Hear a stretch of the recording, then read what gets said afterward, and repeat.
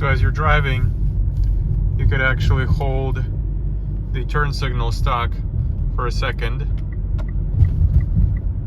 and it repeats the flash 3 times. Pretty cool.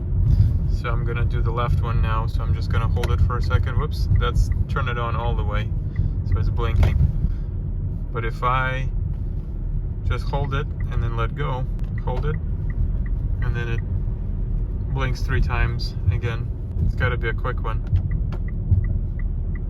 So you just gotta tap it. And when you tap the turn signal stock, just like this, it will repeat the turn signal 3 times. So again, whoops, that's turned on all the way.